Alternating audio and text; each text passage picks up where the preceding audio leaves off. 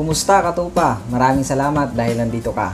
So ito na yung request ninyo mga katupa at dahil marami na yung nagre-request nito, ayan, gagawa na natin ng tutorial sa video na ito. Kung sa mga na-inlove dyan, wag muna, si Lord muna yung maging focus natin. Darating din yung tamang tao para sa atin at sa tamang panahon. Dahil sa oras na magmadali tayo, masasaktan lang tayo mga katupa at masisira natin ang plano ng Panginoon sa buhay natin. So, be patient lang sa lahat ng bagay, maging sa pagdating sa love life. So maghintay lang tayo sa timing ng Panginoon para hindi tayo masaktan at hindi natin masira yung plano at kalooban ng Panginoon sa buhay natin. Ayan, sa mga in love dyan, mga nagre-request. So alam ko yung mga pangalan ng mga nagre-request nito. At bago tayo magsimula mga katupa, huwag nyo muna i-skip yung video na ito. Kung hindi pa kayo nakapagla-like sa page na Miracles of Hope, ayan, pakilike naman mga katupa. Nasa description box yung link ng page na yan. I-like natin kasi nagpo-post sila ng mga words of encouragement na makapag-encourage sa buhay natin sa pananampalataya. At tayo magsisimula na pagkatapos nito.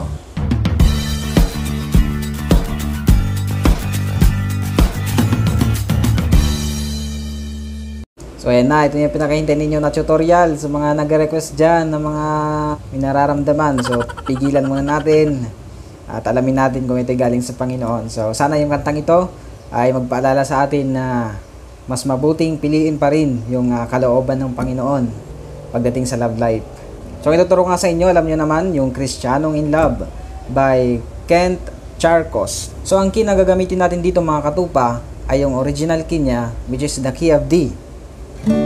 At ngayon, kilalanin natin ang lahat ng chords na gagamitin natin sa buong kanta. Una, meron tayong syempre D, which is the main key. Meron din tayong A major. Meron din tayong B minor. Yan. So, sa mga nahihirapan pa mag-bar chords, practice lang, makakaya nyo yan. Meron din tayong F sharp minor. Yan. May G. And then last one, meron din tayong E minor. Pwedeng lagyan ninyo sa baba para maging E minor 7, pwede rin wala. Yan, dalawa lang. So, pares lang naman yan. Ang pinagkaiba lamang yung kanyang tunog, pero E minor pa rin.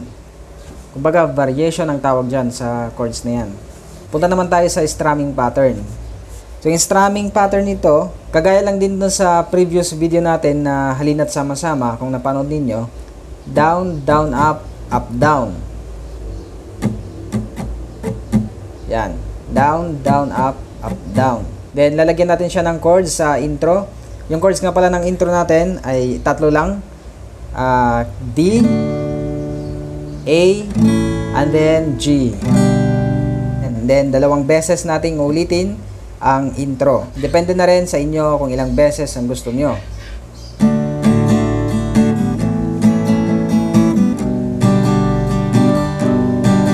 Yan. Pagdating sa G, yung strumming pattern dyan ay dalawang down, down, up, up, down. Kumbaga mag-i-stay muna sa G. Susundan ninyo.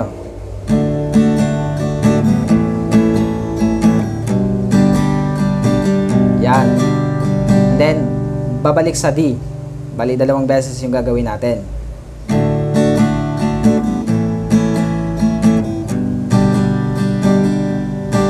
Yan. Then, pagdating ng verse, yan, itong tandaan ninyo mga katupa, mahaba lang yung lyrics ng kantang ito, pero yung verse 1, verse 2, verse 3, pare-parehas lang ng chords. So, ang ituturo ko lang sa inyo, yung kabuuan na, yung chords ng verse 1, 2, and 3. So, pagpasok dyan sa may verse, ganun lang din yung chords, D, A, G. Yan. Pagkatapos ng intro, halimbawa, tapos na tayo sa intro. Akalain na sinabi ko ang kinalalagyan ngayon. Yan. Di ko, ayan, kung mapansin ninyo, doon na sa may pangalawang down, pangalawang down, doon na papasok ng lyrics. Yan. Di ko akalain na, yan, sa may na. So, wag lang kayo malilito kasi ingay naman sa sakyan, diba? Every strumming, buo yung strumming sa bawat chords na pupunta natin except sa G. Kasi dalawang beses yung down, down, up, up, down. Kagaya ng intro. So, ganito.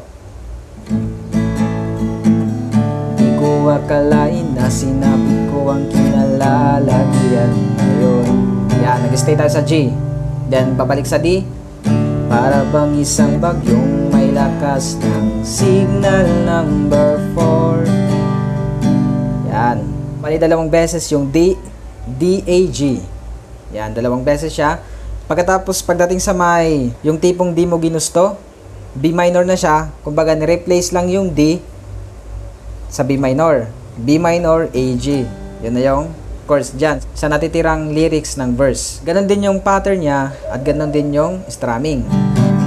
Tipong di mo ginusto pero tiyak naramdam mo ang tibok ng iyong puso. Tapos pupunta ulit ng B minor, dalawang beses din. Tipong di mo ginusto pero tiyak naramdam mo ang tibok ng iyong puso. Yan. Then ganon din. Pag ulitin lang din yung B minor, A, G. Teka Lord, sandali lang, galing ba to sa iyo? Gusto kong manigurado. Yan. So yun nga, wag lang kayo malilito dahil paulit-ulit lang yung pattern. Tandaan nyo lang sa may G yung dalawa yung whole na strumming pattern. Yan. Pagkatapos dyan sa may gusto kong manigurado, pupunta ng pre-chorus, wala nang stop dyan, diretso na siya. Yan. Pagkatapos ng galing ba to sa iyo? Gusto kong manigurado. Ayokong, ayan, pagdating dyan sa may pre-chorus, E minor. Ayokong lumayo sa plano mo. E minor, F sharp minor, and then G. Ayan, ayokong lumayo sa plano mo. Sa may mo, G. Then, dalawang beses lang din yan, ulitin. Then, babalik lang din sa E minor. Dahil the best yung galing sa'yo. Tapos pagdating dyan, pupunta ng A. Dyan na magdadalawang bagsak. Yan, tapos pupunta ng chorus. So ulitin muna natin. Ayokong lumayo sa plano mo. Stay muna. Dahil the best yung galing sa'yo. Dat, ayokong lan. Pagkatapos ng ayokong lumayo sa kalooban mo. Ganun din, stay sa G. Yan. So pagdating ng D, ayokong lumayo sa mayo. Ayokong lumayo sa kalooban mo. Tapos punta ng B minor. Kung itong nadarama hindi galing sa'yo, please Panginoon, pakitanggal po. Yan. Pagdating sa may, kung itong nadaramay, pupunta ng B minor. Ito. Kung itong nadaramay hindi galing, yan, sa may A, sa may galing. Itong nadarama hindi galing sa'yo, please Panginoon, pakitanggal po. Yan, sa may po, pupunta ng A. Po, ayokong panguna. Yan, ulitin lang din yung D, A, G. Kagaya ng sa unang part ng chorus. Yan. Pangunahan ang plano mo. Stay. Pero kung siya na talaga, Lord God, tulungan mo ko, ayokong mabulilyaso ang plano mo. Yan, inulit lang din yung chords tsaka yung pattern. So ganito katupa, kung ayaw mo ng B minor, doon sa may, pwedeng gawin nyo dyan, paulit-ulit na D, A, G. Kumbaga yung B minor, i-replace nyo na lang sa D. Lahat. Kung ayaw nyong gawin yung mag-clip pa kayo dyan sa part ng chorus. Pero mas maganda kung B minor gagamitin nyo kasi yun yung talagang chords niya or chord ng part na yan. Pwede rin naman sa D kasi halos kaparas lang din yung tunog. So depende na sa inyo yan. Bulilyaso ang plano mo. Pag sa may mo, pupunta ng D, yung pinaka-end. And then, dediretso tayo sa may chords ng intro. Kumbaga, pagdating ng D, continue sa A, then G. Ganun pa rin, stay dyan. Isa pa. Kumbaga, interlude ang tawag dito. Then, saka kayo ulit magsisimula ng verse 2. Yan. Sinabi ko kanina kung ano yung chords ng verse 1 ganun din sa verse 2, and then 3. So hindi ko na i-ano pa sa inyo kasi ganun lang din naman yung mangyayari. So ngayon, sasabayan nyo na ako sa pagtutugtog sa gitara. So tingnan nyo lang yung paglilipat ng chords kung saan na tayo banda. So dahil Tagalog na naman yung kantang ito, hindi ito makaka-copyright. So maaari natin siyang kantahin. Pero hindi ako gaano umano sa kanta, pero basta masundan nyo lang. Kasi pause na din ako ngayon, ating susubukan. Pero bago tayo pumunta sa ating play along, kung hindi ka pa nakapagsa-subscribe, pindutin mo muna yung subscribe button. Ayan, nasa dito yata, sa baba. Pakipindot mga katupa bilang pasasalamat ninyo sa akin mga katupa. Ayan, sa paggagawa ng tutorial. Kung matutunan man ninyo yung kantang ito, pakisubscribe na lang yung channel na ito. At yung notification bell, pindutin niyo para ma-update kayo sa mga bagong tutorials na i-upload ko sa channel na ito. Then pakilike na rin mga katupa kung natutunan din ninyo ang turo ko sa inyo. So baling kakantahin ko lang dito, syempre yung verse 1 lang, then pre-chorus hanggang chorus. Kayo na bahala dun sa may verse 2 kasi. Syempre simulan natin sa may intro. Dalawang beses.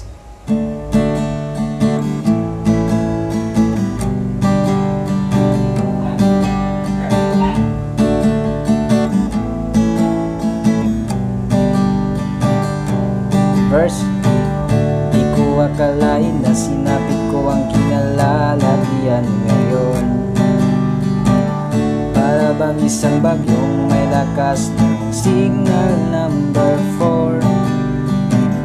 Hindi mo ginusto pero tsak naramdam mo ang tibok ng iyong puso. Teka Lord, sandali lang, galing ba to sa iyo? Gusto kong manigurado, ayokong lumayo sa plano mo.